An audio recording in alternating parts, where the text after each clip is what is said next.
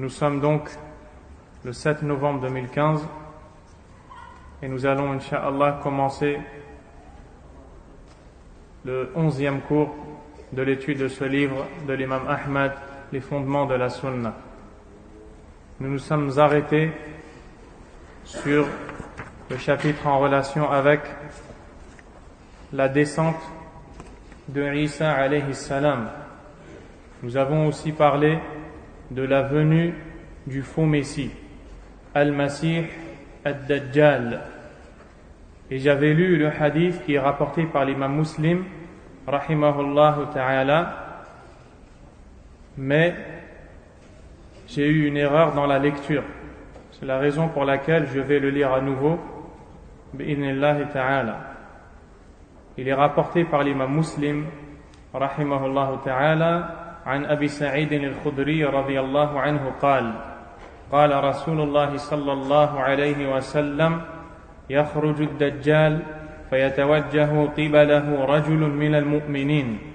Le prophète sallallahu alayhi wa sallam dit: surgira le faux messie vers lequel se dirigera un homme parmi les croyants.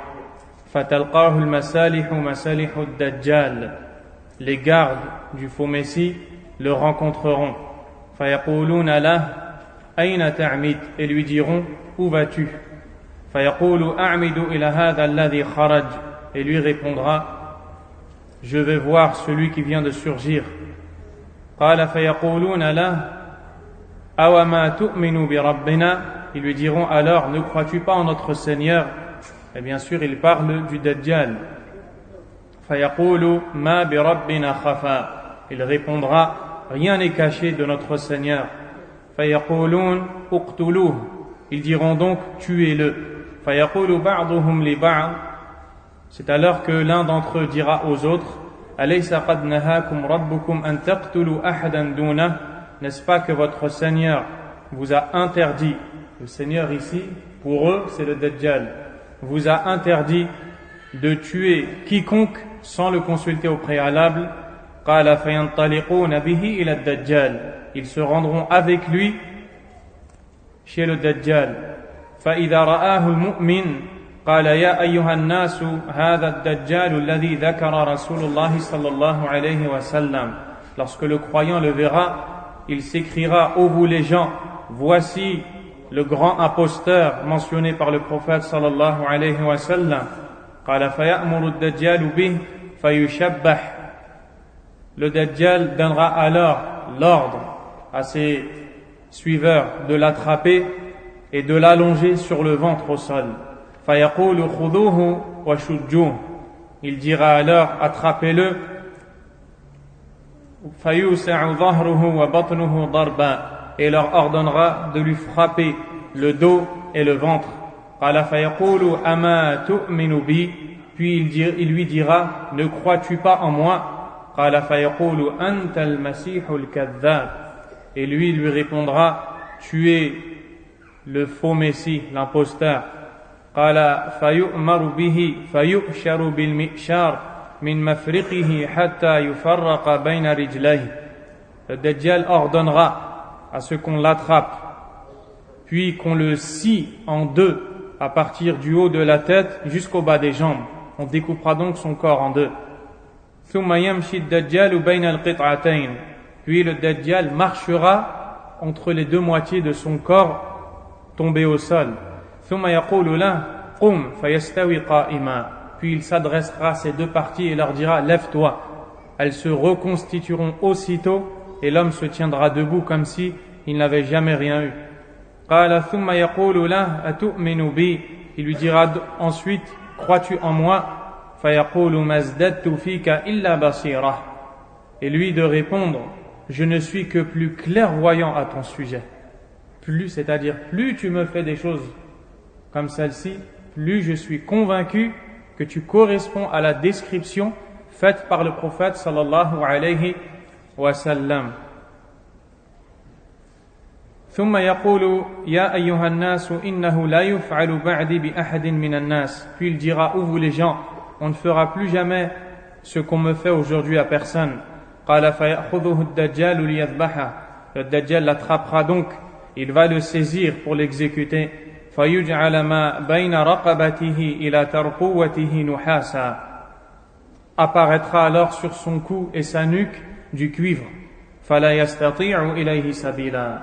Il ne pourra pas faire ce qu'il voulait, c'est-à-dire lui trancher la tête. فَيَأْخُذُ بِيَدَيْهِ وَرِجْلَيْهِ. Il l'attrapera alors par les deux mains et les jambes. فَيَقْذِفُ بِهِ. Et le lancera. فَيَحْسَبُ النَّاسَ أَنَّهُ قَذَفَهُ إِلَى النَّارِ. Les gens croiront qu'il a été jeté au feu. وَإِنَّمَا أُلْقِيَ فِي الْجَنَّةِ. Alors qu'en réalité, il n'a été lancé qu'au paradis. فقال رسول الله صلى الله عليه وسلم هذا أعظم الناس شهادة عند رب العالمين. Et le prophète sallallahu alayhi wa sallam a dit, cet homme est le plus grand martyr chez le Seigneur de l'univers, subhanahu wa ta'ala. Également, j'ai dit que quand viendra Al-Mahdi, il va rétablir l'état qu'Allah Azza wa Jalla a voulu que l'on établisse. Et je pense avoir dit d'une manière non légiférée. Ce n'est qu'une erreur, ce que je voulais dire bien sûr d'une manière légiférée. Donc voici deux choses à noter. Nous nous sommes arrêtés sur la foi, notamment le fait que la foi est un ensemble de paroles et d'actions. Celle-ci augmente et diminue. Ensemble de paroles, c'est-à-dire paroles du cœur et paroles de la langue. Qu'est-ce que la parole du cœur? Naam, c'est la conviction, at-tasdiq, croire en la réalité du tawhid, de la religion d'Allah subhanahu wa ta'ala. Et la parole de la langue, c'est ce que tu viens par exemple de me faire entendre. Le fait que tu bouges ta langue pour évoquer le nom d'Allah subhanahu wa ta'ala. Ensuite, les actions du cœur et celles des membres. Les actions du cœur telles que l'amour d'Allah subhanahu wa ta'ala, l'espoir en sa miséricorde, la crainte de son châtiment, le fait d'avoir une bonne opinion d'Allah et bien d'autres choses encore. Ainsi que les actions des membres, la prière, le hajj et autres. Et le but de l'imam Ahmad rahimahullah était de répondre à deux sectes égarées qui sont Al-Khawarij ainsi que Al-Murji'ah. Et nous en avons parlé. قال الإمام أحمد رحمه الله ومن ترك الصلاة فقد كفر وليس من الأعمال شيء تركه كفر إلا الصلاة من تركها فهو كافر وقد أحل الله قتله. Dans cette partie de son écrit, l'imam Ahmad rahimahullah va traiter un sujet à la plus haute importance, car il s'agit ici du deuxième pilier de l'islam qui est la prière. Cette prière qui est un lien entre Allah subhanahu wa ta'ala et son serviteur. Elle a une importance telle que des savants ont eu comme avis que celui qui délaisse cette prière mécroit en Allah. Ici l'imam Ahmad rahimahullah dit: et celui qui abandonne la prière a mécru. Et il n'y a aucune action dont le délaissement est mécréance excepté la prière. Il dit: celui qui l'abandonne est un mécréant et il est condamné à mort, c'est-à-dire par l'autorité compétente. L'autorité, il n'appartient pas au commun des gens de faire cette chose, ceci est interdit et ça n'a rien à voir avec les actes qui sont faits par Al-Khawarij et leurs semblables.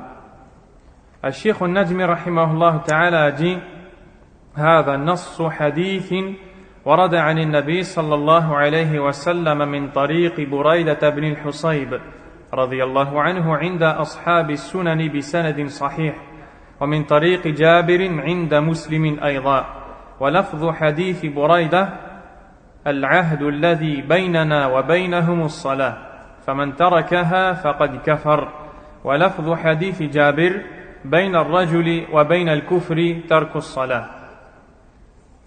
وعن أبي وائل شقيق بن سلمة رحمه الله قال: ما كان أصحاب محمد صلى الله عليه وسلم يرون شيئا من الأعمال تركه كفر إلا الصلاة وقد أورده هنا بقوله وليس من الأعمال شيء تركه كفر إلا الصلاة من تركها فهو كافر وقد أحل الله قتله.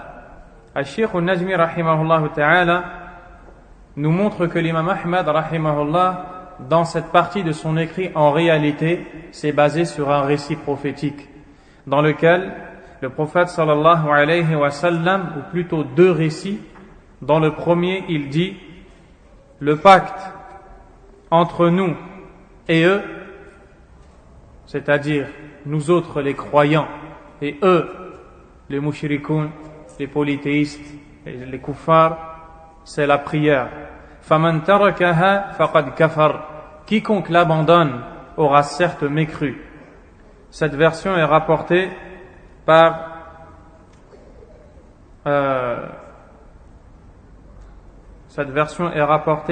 Ashab al-Sunan. Ce sont ceux qui ont écrit les recueils de récits authentiques tels que Ibn Majah rahimahullah, Tirmidhi, An-Nasa'i et Abu Daoud. Et ce hadith est authentifié par l'imam al-Albani, ou du moins est authentifié. Le deuxième hadith, Bayna al-rajuli wa bayna al-kufri tarku as-salah.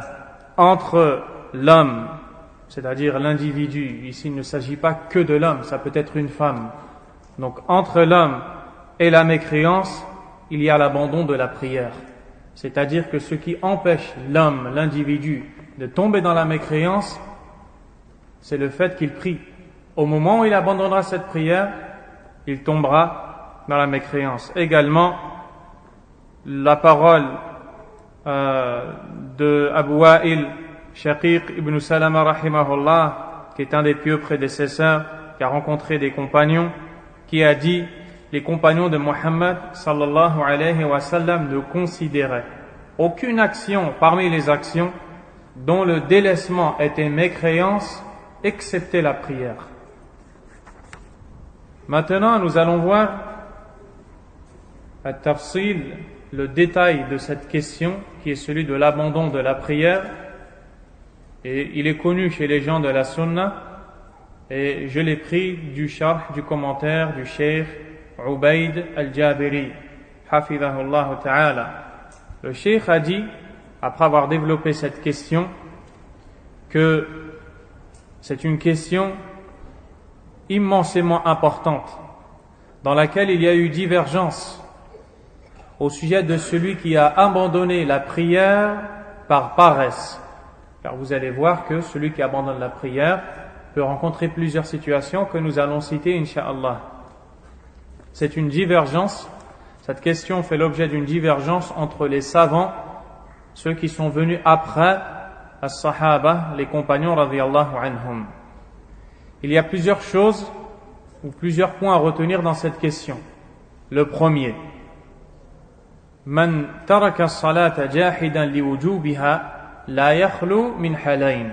Celui qui abandonne la prière tout en mécroyant en son caractère prescrit, celui qui mécroit que la prière est obligatoire, ne sort pas d'une des deux situations suivantes.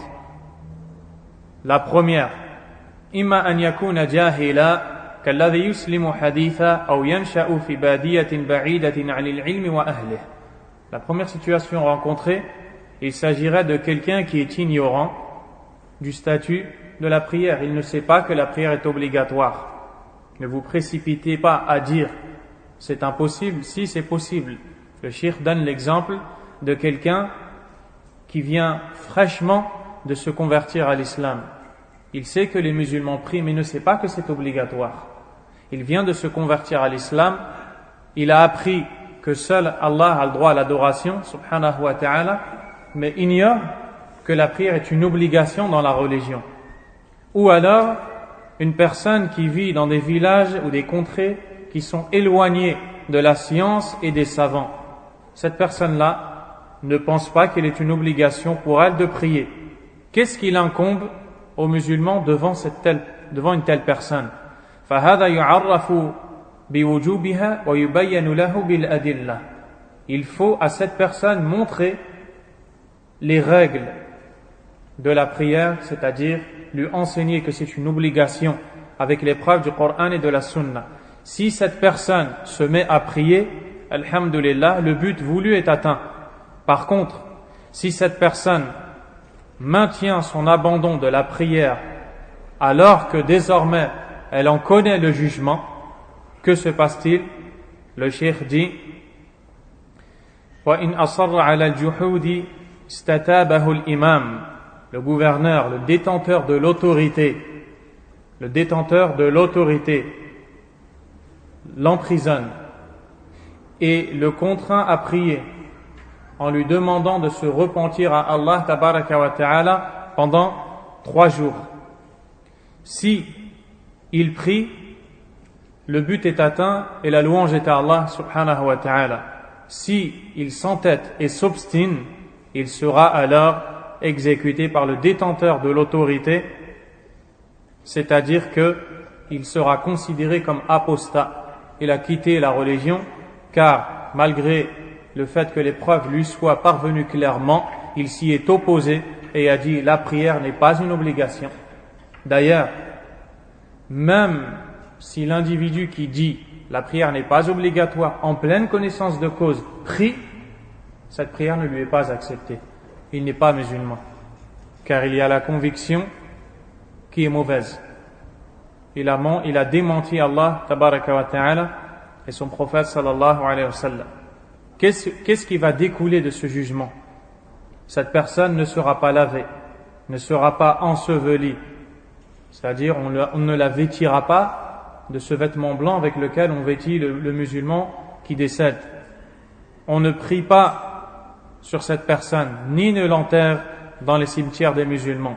Cette personne n'héritera pas d'un musulman, et un musulman n'héritera pas d'elle.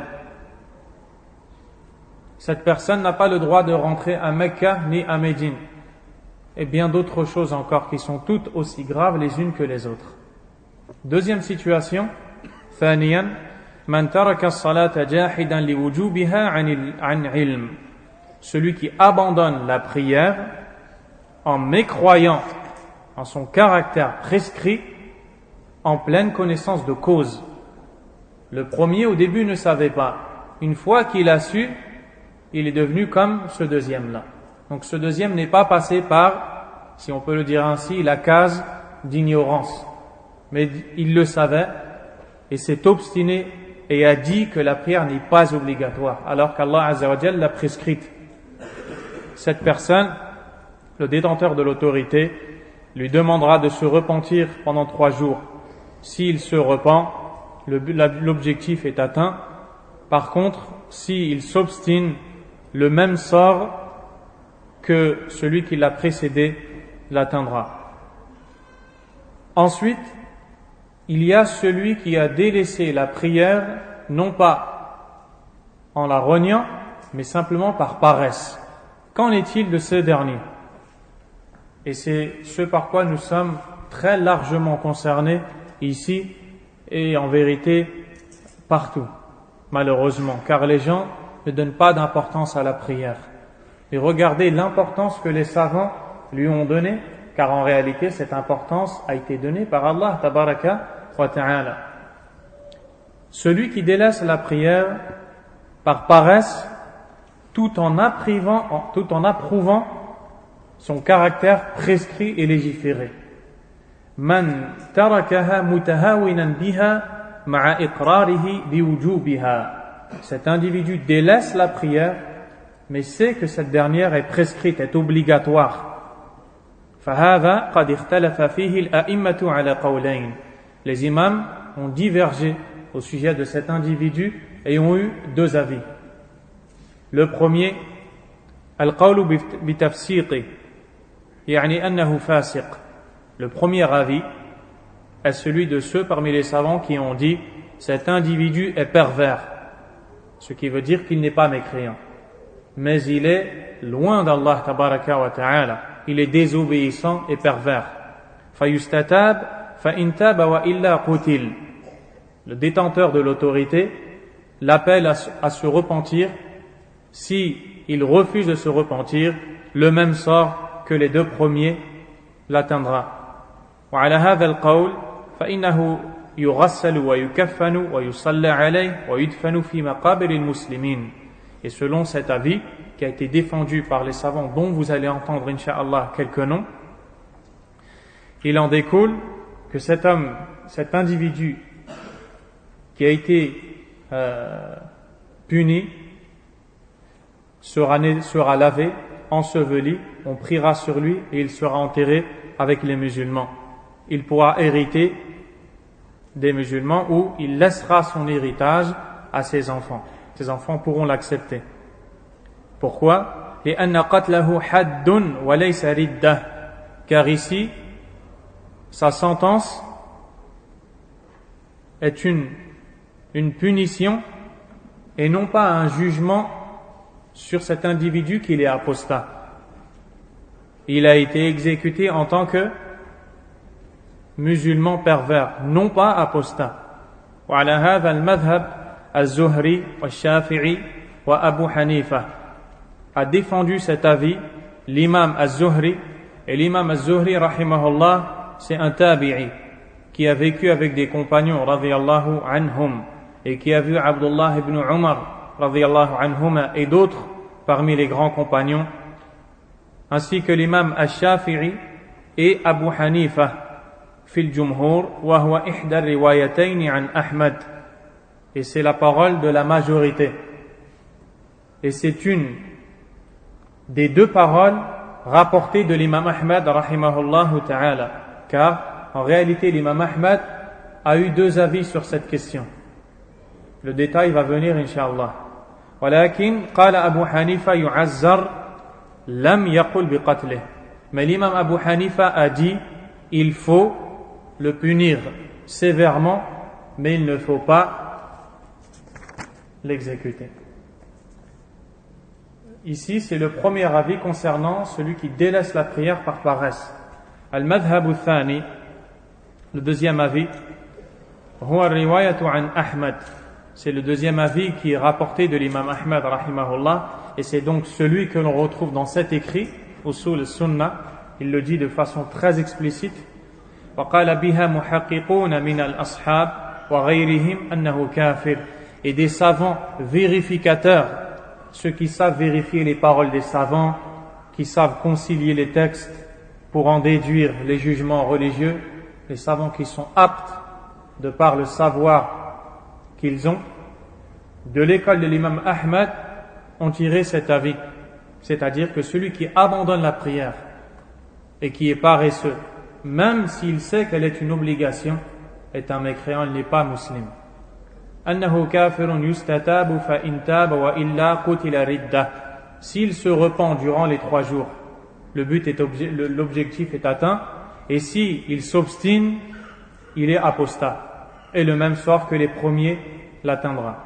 وهذا هو الذي قرره المصنف هنا كفر تارك الصلاة.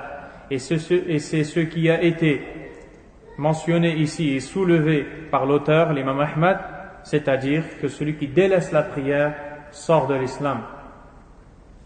وإن لم يكن متهاونا لأن الرواية الثانية عن أحمد رحمه الله وعليها محققون من أصحابه وغيرهم كفر تارك الصلاة سواء كان متهاونا أو جاحدا من أدلة هؤلاء الكثيرة.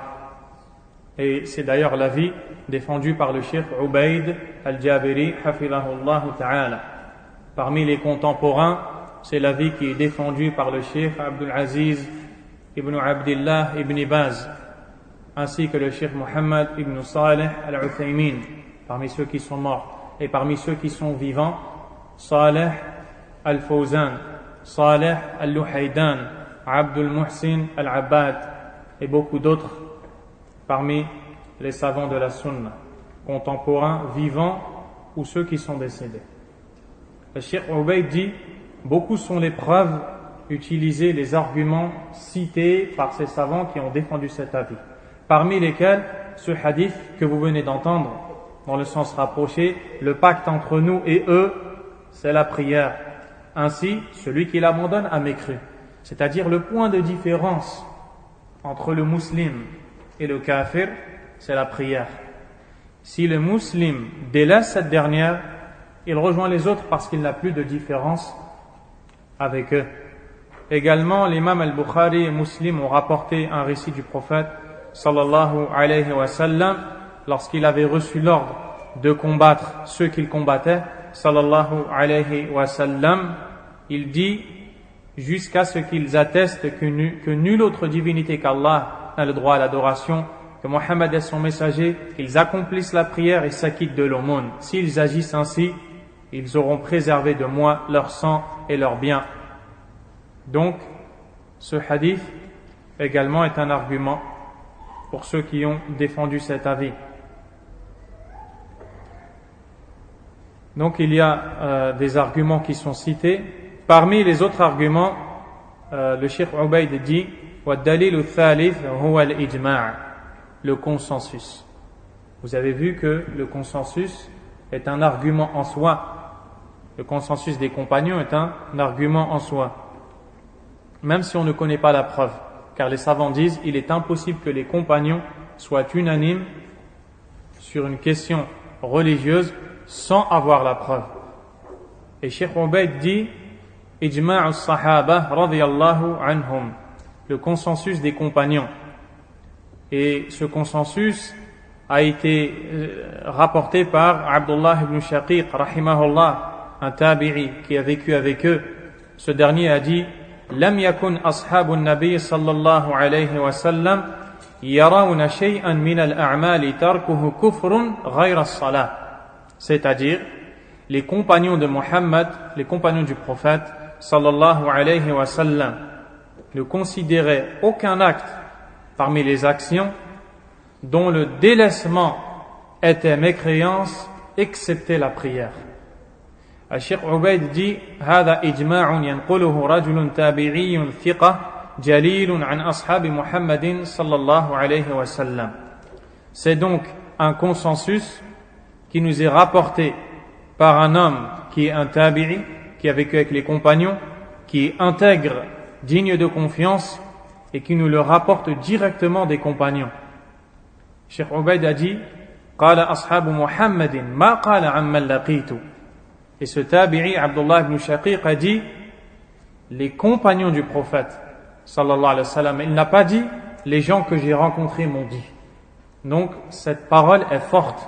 Il le rapporte directement des sahaba radiyallahu anhum. Et comme nous l'avons dit, c'est l'avis qui a été défendu par justement Cheikh Ubayd, et c'est l'avis qui est défendu par Cheikh Ahmad ibn Yahya al-Najmi rahimahullah. Ce qu'il faut savoir, chers frères, c'est que cette question fait l'objet d'une divergence chez les gens de la sunna. Il n'est pas permis à ceux qui ont adopté un avis de dénigrer les autres en les taxant de quoi que ce soit ou en les accusant d'innovateurs, comme c'est le cas venant de certains parmi les égarés, déviants, qui taxent d'innovateurs, particulièrement de murji'a, ceux parmi les savants de la sunna qui n'ont pas jugé mécréant celui qui abandonne la prière par paresse. Il ne convient pas d'agir ainsi. Mais nous pouvons retenir une chose, c'est la gravité de l'abandon de la prière.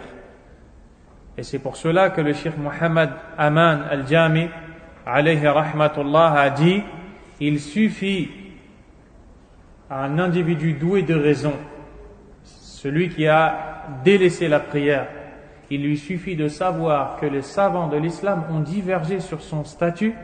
Est-ce qu'il est croyant ou est-ce qu'il est mécréant? Subhanallah.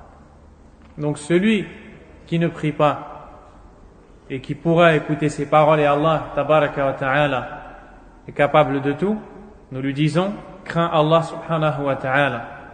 Et tout comme tu ne te prives pas de tous ces bienfaits qu'Allah ne cesse de t'octroyer jour et nuit, la nourriture, la boisson, et tu te montres impatient devant les bienfaits d'Allah, si bien que tu te plains quand ils n'arrivent pas à l'heure, Allah tabaraka wa ta'ala t'a prescrit de le remercier. Et c'est dans ton propre intérêt Car en réalité, si tu délaisses la prière, c'est toi-même qui as décidé de t'éloigner d'Allah, subhanahu wa ta'ala. Et les savants qui ont adopté cet avis, c'est-à-dire que tu n'es pas un croyant, c'est-à-dire que tu es un kafir billah, tu es un mécréant en Allah tabaraka wa ta'ala, disent que tu n'as pas le droit d'épouser une musulmane.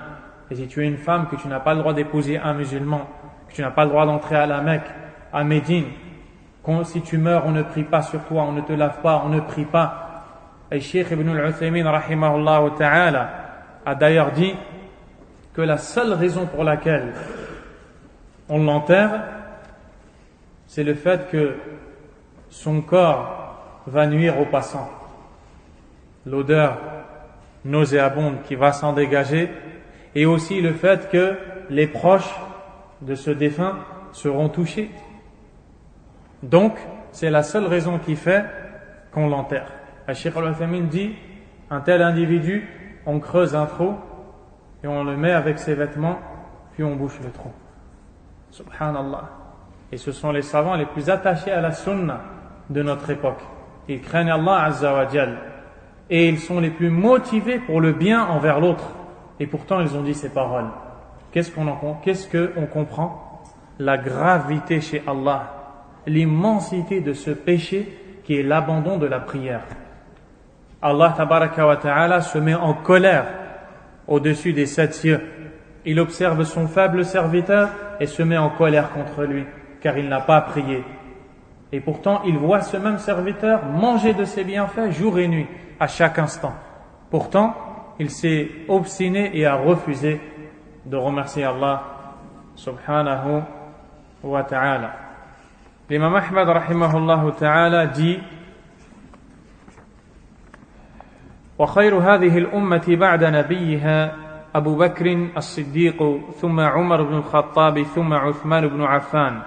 يقدم هؤلاء الثلاثة كما قدمهم أصحاب رسول الله صلى الله عليه وسلم لم يختلفوا في ذلك. ثم بعد هؤلاء الثلاثة أصحاب الشورى الخمسة: علي بن أبي طالب وطلحة والزبير وعبد الرحمن ابن عوف وسعد، كلهم يصلح للخلافة وكلهم إمام. ونذهب في ذلك إلى حديث ابن عمر قال: كنا نعد ورسول الله صلى الله عليه وسلم حي وأصحابه متوافرون، أبو بكر ثم عمر ثم عثمان ثم نسكت. ثم من بعد أصحاب الشورى أهل بدر من المهاجرين، ثم أهل بدر من الأنصار من أصحاب رسول الله صلى الله عليه وسلم على قدر الهجرة والسابقة أولا فأولا. Le Cheikh l'imam Ahmed rahimahullah passe à un autre sujet qui est la croyance des gens de la sunna envers les compagnons du prophète alayhi salatu wassalam. Nous avons déjà défini qui est le compagnon. Man laqiya an-nabiy sallallahu alayhi wa sallam mu'minan bihi wa mata ala dhalik. Celui qui a rencontré ne serait-ce qu'une fois le prophète sallallahu alayhi wa sallam ayant foi en lui, puis qui est mort sur cette même foi. Voici celui qui est le compagnon. Et nous disons celui qui l'a rencontré, pas forcément celui qui l'a vu, car il y avait des compagnons qui étaient aveugles, ils ne l'ont pas vu, mais ils l'ont rencontré. Sallallahu alayhi wa sallam, ils sont donc des compagnons. L'imam Ahmad dit: les meilleurs de cette communauté après son prophète sont Abu Bakr as-Siddiq radiyallahu anhu, puis Omar ibn al-Khattab, puis Uthman. Nous mettons en avant ces 3 compagnons comme ils ont été mis en avant par les compagnons du prophète sallallahu alayhi wa sallam. Ils n'ont jamais divergé à ce sujet. Les compagnons étaient unanimes pour dire que Abu Bakr, Omar, Uthman étaient les meilleurs des compagnons. Après ces 3 viennent ceux qu'on appelle Ashab al-Shura, les hommes de la consultation. Qui sont Ashab al-Shura? Pourquoi est-ce qu'on les appelle comme cela?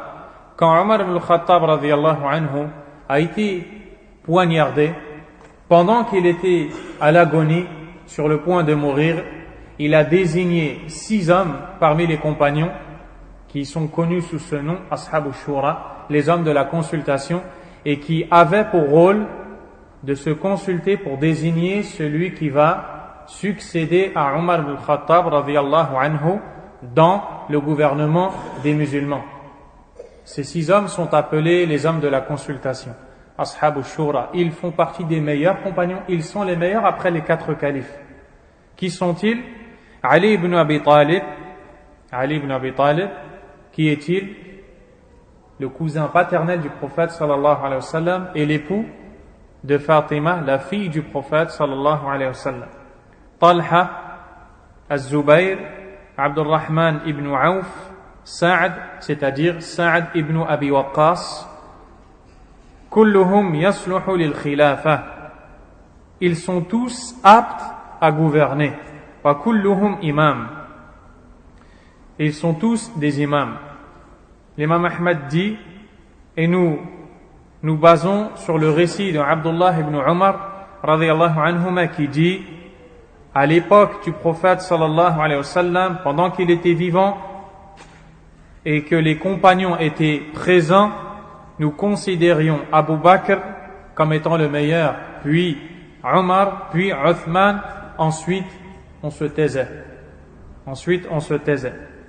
Après les compagnons de la consultation, il y a Ahlu Badrin, ceux qui ont participé à la bataille connue sous le nom de la bataille de Badr, une des plus grandes batailles. Parmi Al-Muhajirun, les émigrants, ceux qui ont quitté la Mecque pour rejoindre Médine. Ensuite, ceux qui ont participé à la bataille de Badr parmi Al-Ansar, les habitants de Médine. Ceux qui ont émigré sont meilleurs que ceux qui n'ont pas émigré.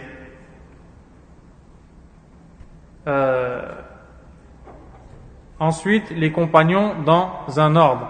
Ceux qui ont fait la hijra en premier, ceux qui se sont convertis avant les autres, et ainsi de suite. Et c'est le détail que nous allons voir, Inch'Allah.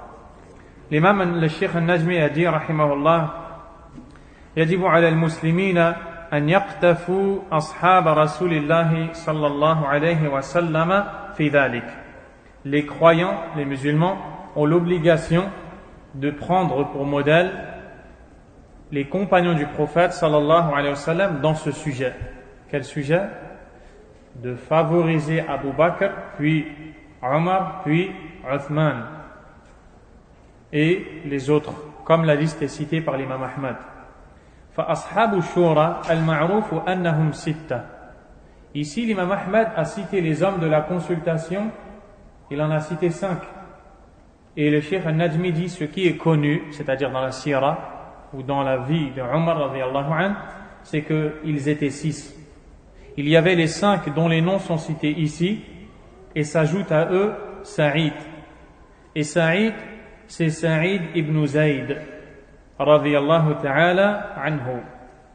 Et le Cheikh al-Najmi dit, je ne sais pas si c'est un oubli ou une faute d'impression.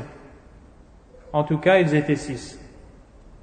Et pour résumer, il s'agit ici de la croyance que le musulman doit avoir vis-à-vis des compagnons du messager d'Allah sallallahu alayhi wa sallam.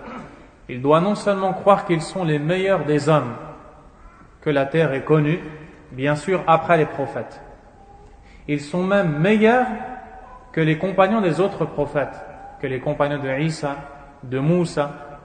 Et les savants ont pris cela de la parole d'Allah Azza wa Jal, Kuntum khayra ummatin ukhrijat linnas. Vous êtes la meilleure communauté qu'on ait fait surgir pour les gens. Ta'muruna bil ma'ruf wa tanhauna 'anil munkar wa tu'minuna billah. Vous ordonnez le convenable, interdisez le blâmable et vous avez foi en Allah. Ici, Allah Azza wa Jal dit, vous êtes la meilleure communauté. À qui est-ce qu'il s'adresse? En premier lieu, aux Sahaba, radiyallahu ta'ala anhum. Ils sont donc les meilleurs hommes après les prophètes, et ceux-ci sans le moindre doute. Également, les 3 premiers, en réalité les 4 premiers dont nous avons entendu les noms, Abu Bakr, Omar Uthman et Ali. Ces 4 hommes sont les 4 califes du prophète sallallahu alayhi wa sallam. Abu Bakr était appelé Khalifatu Rasulillah sallallahu alayhi wa sallam, le calife du messager d'Allah, le successeur du messager d'Allah alayhi salatu wa sallam. Les 3 autres étaient appelés Amirul Mu'minin, Omar, Uthman et Ali. Pourquoi est-ce qu'ils n'étaient pas appelés le successeur du messager d'Allah ou bien le khalifa, comme a dit Cheikh Abdul Muhsin al-Abbad hafidahullah, car sinon il aurait fallu dire Omar khalifati Rasulillah, Uthman khalifati Rasulillah, et ainsi de suite. Le successeur, concernant Omar, on aurait dit le successeur du messager d'Allah, puis le successeur du messager d'Allah. Pour enlever tout cela, les salafs ont dit Amirul Mu'minin, le maître des croyants, le gouverneur des croyants. Ils sont les meilleurs hommes. Et le prophète sallallahu alayhi wa sallam nous a ordonné de les suivre, de les prendre pour modèle. Dans le hadith al-Irbad ibn Sariyah, radiyallahu anhu, le prophète sallallahu alayhi wa sallam a dit Fa'alaykum bi sunnati wa sunnati al-khulafa ar-rashidin. Cramponnez-vous donc à ma sunna et celle de mes califes bien guidés. Qui sont-ils? Les 4 dont vous avez entendu les noms. Puis il dit Tamassaku biha, cramponnez-vous-y, wa'addu alayha bin nawajid, et mordez-y avec vos molaires. An-nawajid, ce sont les dents du fond, celles qui sont le plus solides. Et ici nous voyons que leur guidée n'est rien d'autre que la guidée du prophète sallallahu alayhi wa sallam, car le prophète a dit Tamassaku biha, mordez-y, ou bien en parlant de cette sunna, après avoir dit ma sunna et la sunna de mes califes bien guidés, c'est comme si qu'il dit attrapez-la. Il a parlé de 2 choses qui sont identiques en réalité, c'est une seule et même chose. Attrapez-la, ne la lâchez jamais. ثم بعد أصحاب الشورى أصحاب العقبة. Puis l'imam al-Najmi rahimahullah va citer un ordre après les gens de la consultation, Ashabul Aqaba. Et Al-Aqaba, ce sont ceux qui ont prêté allégeance au prophète sallallahu alayhi wa sallam, et dans un moment bien particulier de sa vie, alayhi salatu wa sallam, avant la hijra. Thumma ashabu badrin min al-muhajirin wal-ansar. Puis, ceux qui ont assisté à Badr, en commençant par les émigrants, puis Al-Ansar. Thumma ashabu bay'ati ridwan. Puis, ceux qui ont prêté allégeance au prophète sallallahu alayhi wa sallam et qui ont fait ce serment connu sous ce nom, le pacte de l'agrément, au sujet duquel Allah Azza wa Jalla a dit qu'il a été satisfait d'eux. Quand ils ont été pour faire Al-Umrah, ils ont été stoppés par les mécréants de Quraysh et ils ont permis à Omar d'entrer à Mecca. Une rumeur s'est répandue disant que Uthman est mort et qu'il fallait donc le venger. Ils ont tous prêté allégeance au prophète sallallahu alayhi wa sallam de combattre avec lui et Allah a été satisfait d'eux. Ceci est cité dans Surat Al-Fath, la conquête, Surat 48 du Coran. Ensuite, ثم من أسلم من قبل الفتح وهاجر وقاتل. Vient après ceux qui se sont convertis avant la conquête de la Mecque, qui ont émigré à Médine et combattu avec le prophète alayhi salatu wassalam. ومن أسلم من بعد الفتح وهاجر وقاتل. Puis ceux qui se sont convertis à l'islam après la conquête de la Mecque et qui ont combattu avec le prophète alayhi salatu wassalam. Thumma sigar as-sahaba. Puis les jeunes compagnons. وهكذا ترتيبهم في الفضل. Ainsi est l'ordre des mérites des compagnons du prophète sallallahu alayhi wa sallam. Et il ne faut jamais, nous disons bien jamais, remettre en cause la légitimité du califat d'un de ces quatre, Abu Bakr, Omar, Uthman et Ali, radiyallahu anhum, car les savants sont unanimes pour dire qu'ils sont les quatre califes dans l'ordre que vous venez d'entendre, et que celui qui s'oppose à cela n'est pas un adepte de la sunna. Et Al-Sheikh Al-Albani rahimahullah, dans son commentaire de Al-Aqidah Al-Tahawiyya, a relaté la parole de l'imam Ibn Taymiyyah rahimahullah, qui en réalité est citée dans son écrit Al-Aqidah Al-Wasitiyya. Dans cet écrit, Ibn Taymiyyah dit: وَمَنْ طَعَنَ فِي خِلَافَةِ أَحَدٍ مِنْ هَؤُلَاءِ الْأَئِمَّةِ فَهُوَ أَضَلُّ مِنْ حِمَارِ أَهْلِهِ. Celui qui remettrait en cause la légitimité du califat d'un de ces quatre imams est plus égaré encore que les ânes que son peuple possède, les ânes de son village. C'est-à-dire, car il s'est opposé en réalité à une chose qui a été attestée ou avérée dans l'islam et qui a été acceptée par Allah subhanahu wa ta'ala. Également, comme elle a dit à Cheikh Ubayd al-Jabiri hafidhahullah, ce qui est voulu par l'imam Ahmad rahimahullah ta'ala, c'est de réfuter ceux qui ont détesté les compagnons. Ils sont de deux catégories, al-Khawarij et al-Rafidah. Al-Khawarij, nous en avons déjà parlé à plusieurs reprises. Parmi les très nombreux égarements qu'ils ont, le fait qu'ils ont détesté et même assassiné des compagnons tels que Uthman ibn Affan radiyallahu anhu, Ali ibn Abi Talib radiyallahu anhu et d'autres. Et ils ont remis en cause la légitimité de leur califat. Ce sont donc des Khawarij. Ceux qui ont assassiné Uthman radiyallahu anhu se sont soulevés contre lui en partant de l'Égypte. Et ceci a commencé en lançant des rumeurs contre Uthman, au point où les gens ont été aspirés par ces ambiguïtés, ont suivi cette croyance et ont voyagé de l'Égypte jusqu'à Médine pour escalader le mur de la maison de Uthman et l'assassiner alors qu'il lisait le Coran et qu'il disait: je suis Uthman ibn Affan, le compagnon du prophète sallallahu alayhi wa sallam. Et ils lui ont dit: kadhab, menteur, tu es un kafir, et ils lui ont tranché la gorge radiyallahu ta'ala an. Mais peut-être qu'on aura l'occasion d'en reparler avec plus de détails une autre fois, incha'Allah.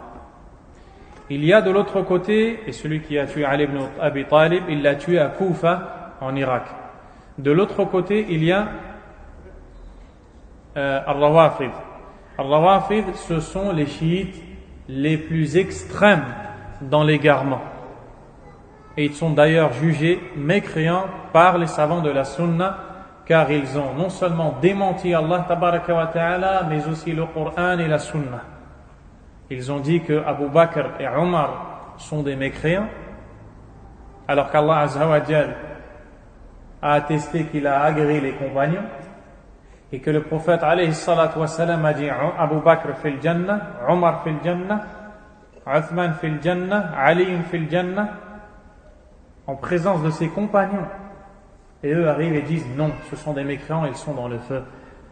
À un point où dans leur prière fait partie des règles de leur prière de maudire Abu Bakr et Omar, ainsi que parmi les femmes Aïcha radiyallahu anha et Hafsa, la fille de Omar, l'épouse du prophète sallallahu alayhi wa sallam. Et c'est pour cela que l'imam Ibn al-Qayyim rahimahullah, dans son poème Al-Nouniyya, a dit: Inna al-rawafidha sharru man wati al-hasa. Les rawafid sont les pires créatures ayant vécu sur terre. Ils sont plus dangereux que les Yahoud. Les rawafid, ils sont très dangereux, car leur mal, ils le font au nom de l'islam. Wal-'iyadhu billah. Et dans certains pays nos frères de la Sunna sont tellement éprouvés que si l'un d'entre eux a le malheur de s'appeler Abu Bakr ou Omar, il se fait tuer aussitôt. Wal'iyadhu billah. Qabbahahum Allah. Nas'alullah azza wa jalla an yuhlikahum. On demande à Allah tabaraka wa ta'ala de les éliminer, de les détruire. Car ils ont en réalité insulté Allah et son prophète sallallahu alayhi wa sallam. Il faut savoir que vous voyez que l'imam Ahmad ici a cité 3 compagnons parmi les califes, Abu Bakr, Omar, Uthman radiyallahu ta'ala anhum. Il s'est basé sur le récit de Abdullah ibn Omar qui a dit radiyallahu anhuma, à l'époque du prophète sallallahu alayhi wa sallam, alors qu'il était vivant, on favorisait Abu Bakr, puis Omar, puis Uthman, puis on se taisait. Il s'est arrêté à ce récit radiyallahu anhu. Ensuite, concernant les 2 compagnons qui sont Uthman et Ali, radiyallahu anhu, il n'y a aucune divergence sur l'ordre de leur califat. C'est-à-dire, d'abord, Uthman va être le gouverneur, et après sa mort, c'est Ali, radiyallahu anhu. Aucune divergence chez les gens de la Sunna. De même, il n'y a aucune divergence pour dire que Uthman est meilleur que Ali. Mais il y a eu une divergence qui a existé et qui n'a pas duré. Certains disaient que Uthman, dans l'ordre, c'est lui qui a le califat, puis après c'est Ali. Mais Ali est meilleur que Uthman dans les mérites. Mais cette divergence est éteinte et a laissé place à l'unanimité des gens de la Sunna pour dire que le meilleur c'est Uthman et celui qui prend le califat avant c'est Ali, c'est Uthman aussi, radiyallahu anhu. Il faut absolument connaître ces questions, car celui qui remet en cause que ce soit le mérite de Uthman sur Ali ou l'ordre que Uthman est le calife avant Ali ne fait pas partie des gens de la Sunna. D'ailleurs, Ibn Taymiyyah rahimahullah ta'ala a dit: Man qaddama aliyan ala Uthman fahuwa adallu min himari ahli. Celui qui fait passer Ali avant Uthman est plus égaré encore que les ânes de son village. Donc ici, il montre qu'ils sont égarés. وَلَمْ يُخَالِفْ فِي هَذَا إِلَّا الرَّافِضَةِ. Ne se sont opposés à cet ordre, à cette question, que les Rafidah. Mais on ne les prend pas en compte car ils ne sont même pas musulmans. C'est-à-dire qu'ils n'entrent même pas dans les 72 sectes égarées. Dans le hadith, le prophète sallallahu alayhi wa sallam dit que cette communauté va se diviser en 73 groupes. Tous iront au feu, excepté un seul, ceux qui me suivent. Dans les 72, les Rafidah ne sont même pas comptés, car ils ne sont même pas musulmans. Ici, les 72 groupes sont des musulmans. Al-Sheikh Ubayd al-Jabiri hafidhahullah ta'ala dit, donc je vais d'abord lire la suite.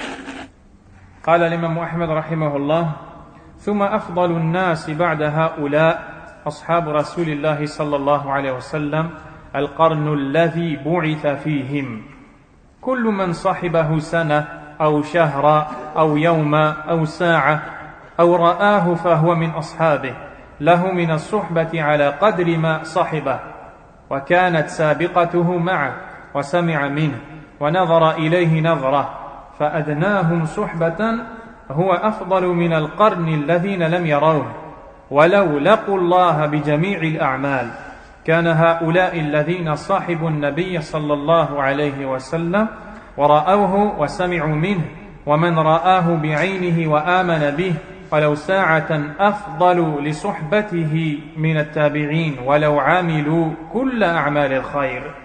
Ce qui va suivre est très important.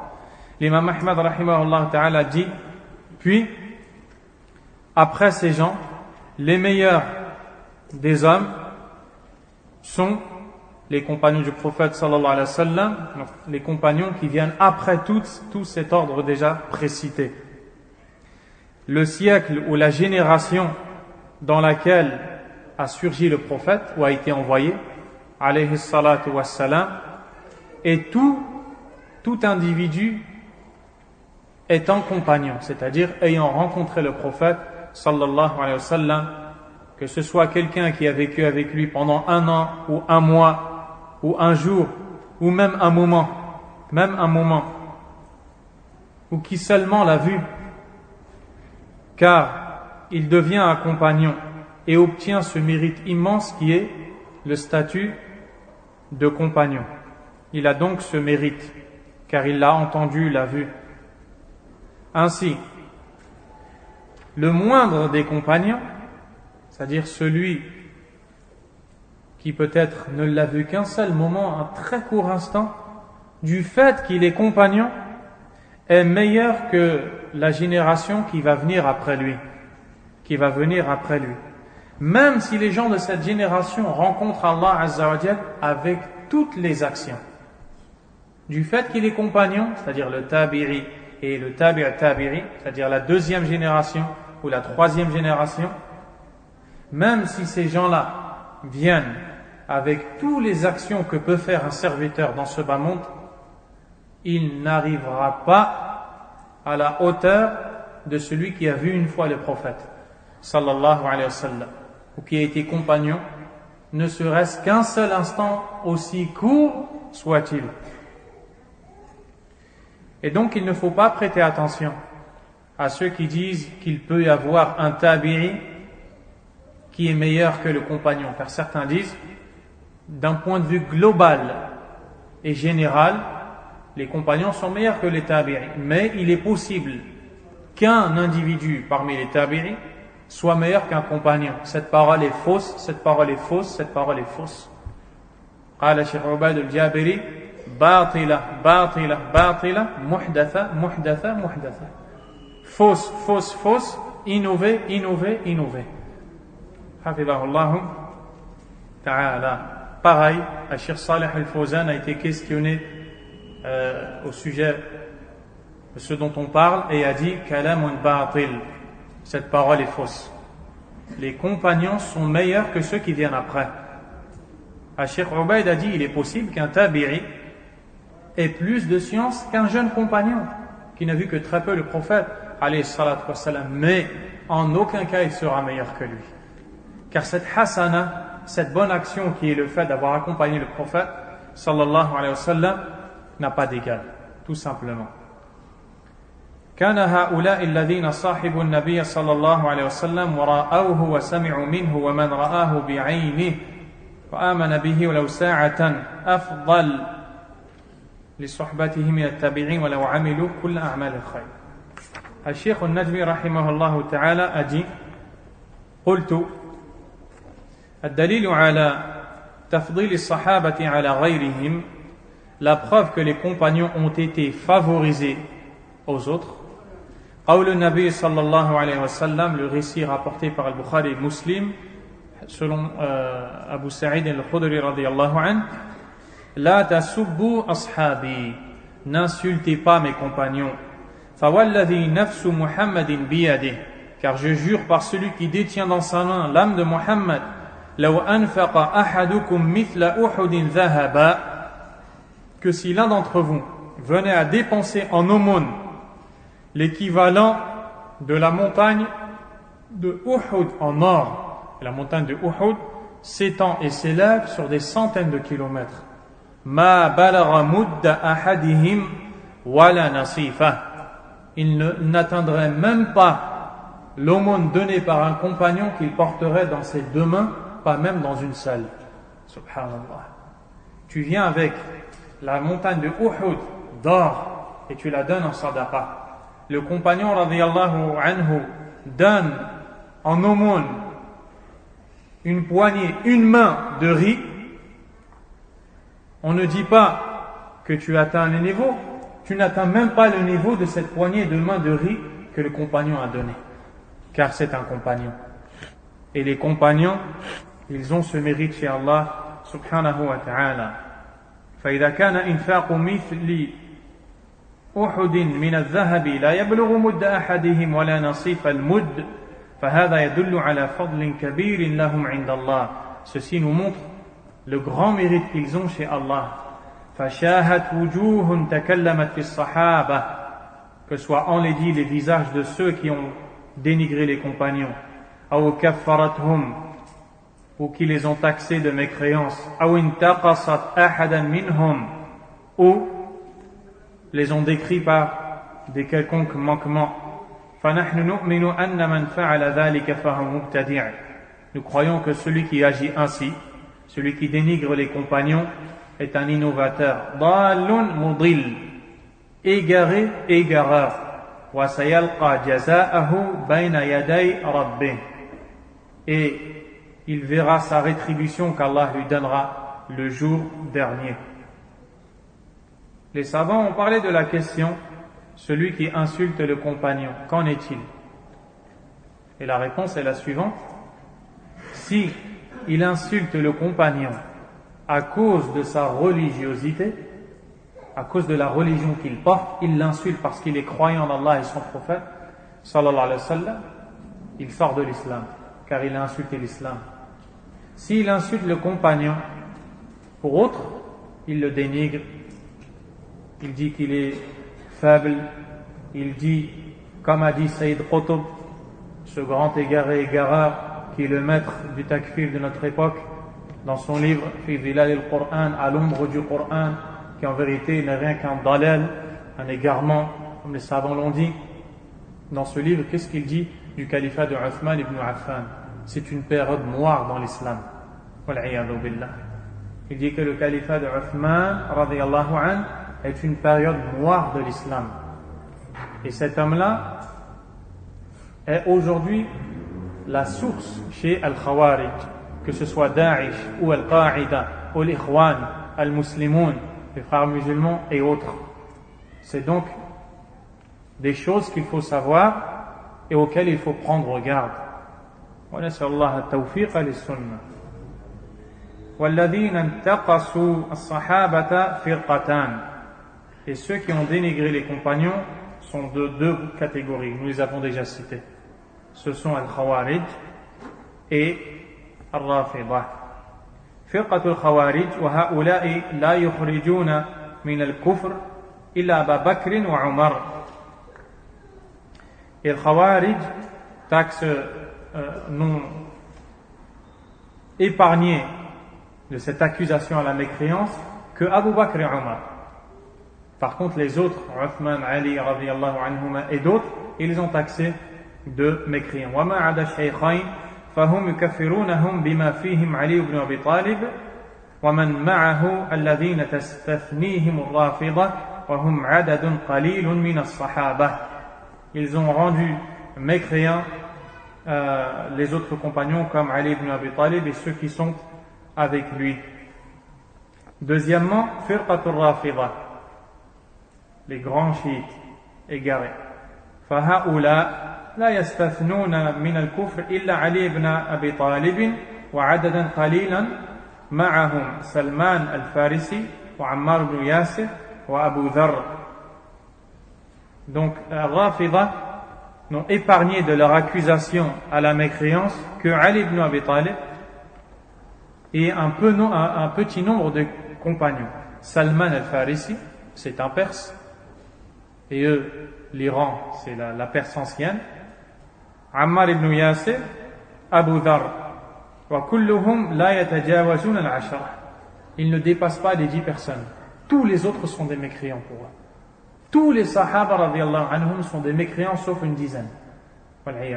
Quelle religion comme celle des Rafidah peut être acceptée par un individu doué d'un minimum de raison?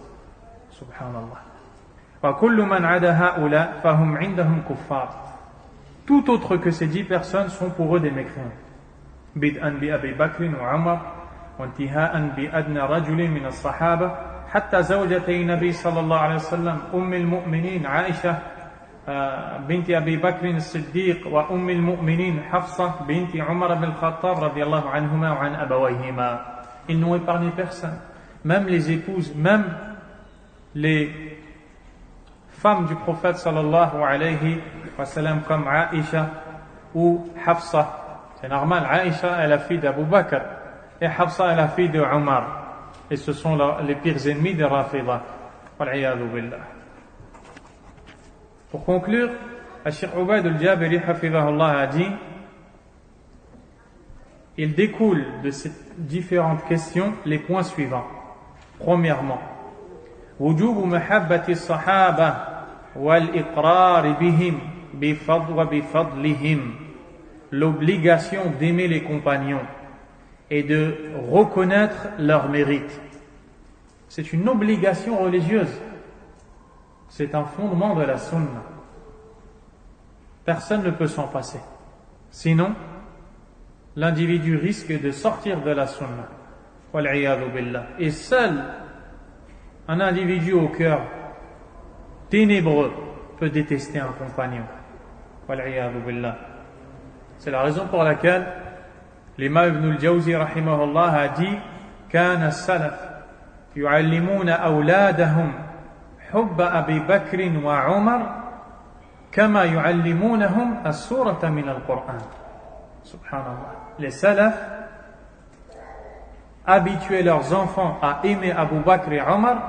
Ils leur enseignaient l'amour de Abu Bakr et Omar comme ils enseignaient à leurs enfants une sourate du Coran. Comme ils s'asseyaient avec leurs enfants pour dire Alhamdulillah Rabbil Alamin, Alhamdulillah Rabbil Alamin, et bien de la même manière, ils enseignaient à leurs enfants d'aimer Abu Bakr et Omar. Et il y a un récit qui est rapporté par l'imam Suhnoun. Et l'imam Suhnoun, rahimahullah, c'est un savant de la sunna d'origine tunisienne qui remonte à plusieurs années, qui suivait le madhab de l'imam Malik, rahimahullah. Et cet imam s'est rendu chez un savant de la sunna qui était à l'agonie sur le point de mourir. Et quand ce dernier était apeuré à l'idée qu'il allait rencontrer Allah, tabaraka wa ta'ala, Suhnoun lui a dit: pourquoi tu t'inquiètes? Tu crois en Allah Azza wa Jal, qu'il est au-dessus des cieux, qu'il est parfait? Il lui a cité des fondements de la sunna. Et l'homme disait: oui, oui. Tu aimes Abu Bakr et Omar? Oui, oui. Suhnoun lui dit: mout, idan, meurs. Ne t'inquiète pas, tu peux mourir tranquille. Tu peux mourir tranquille car tu es mort avec la bonne croyance. Deuxièmement, الصحابة أفضل الناس بعد محمد صلى الله عليه وسلم بالإجماع. Les compagnons sont les meilleurs des hommes après le prophète sallallahu alayhi wa sallam à l'unanimité. Nous l'avons vu en détail. Troisièmement, تفاوت الصحابة في الفضيلة. Le mérite, la différence des compagnons dans leur mérite. Certains ont plus de mérite que d'autres. Certains sont plus proches du prophète sallallahu alayhi wa sallam que d'autres, comme nous l'avons vu. Quatrièmement, baqiyatul ashara wa hum ashab ash-shura al-khamsa. Cheikh Ubayd a dit, on a pris connaissance des 5 autres compagnons qui viennent compléter le nombre de 10, avec le 10e qu'on va citer, Inch'Allah. Les 5 qui sont les hommes de la consultation, plus les 4 califes, plus un qu'on va citer, sont les 10 promis au paradis. On les appelle Al-Ashara Al-Mubashsharun bil Jannah, les 10 promis au paradis. C'est-à-dire que le prophète sallallahu alayhi wa sallam leur a dit, comme l'imam Tirmidhi rapporte, An Abdurrahman ibn Auf, c'est Abdurrahman ibn Auf radiyallahu anhu qui relate ce récit par lequel il est lui-même concerné. Vous pouvez vous imaginer la joie qu'il éprouve au moment où il va citer ces paroles. Qu'est-ce qu'il va dire? Qala Rasulullah sallallahu alayhi wa sallam, le messager a dit: Abu Bakrin fil Jannah, wa Umaru fil Jannah, wa Uthmanu fil Jannah, wa Aliyun fil Jannah, wa Talhatu fil Jannah, wa Zubayru fil Jannah, وعبد الرحمن بن عوف في الجنة وسعد في الجنة وسعيد في الجنة وأبو عبيدة بن الجراح في الجنة. Subhanallah. Le prophète sallallahu alayhi wa sallam énumère 10 compagnons en citant leur nom et en leur promettant qu'ils ont l'entrée garantie au paradis. Cinquièmement, تفاوت بقية الصحابة بعد هؤلاء على النسق الذي ذكره المصنف رحمه الله. Pour conclure, la différence qu'il y a entre les compagnons dans le mérite selon l'ordre cité par l'auteur rahimahullahu ta'ala. Et ainsi s'achève notre cours dans lequel nous avons vu deux questions très importantes, l'abandon de la prière et le mérite des compagnons du prophète Mohammed sallallahu alayhi wa sallam. Le prochain cours portera insha'Allah ta'ala sur l'obéissance à l'autorité. Wallahu a'lam. Sallallahu wa sallam wa baraka ala nabiyyina Muhammad wa ala alihi wa sahbihi ajma'in. Subhanakallahumma wa bihamdik ashhadu an la ilaha illa anta astaghfiruka wa atubu ilayk.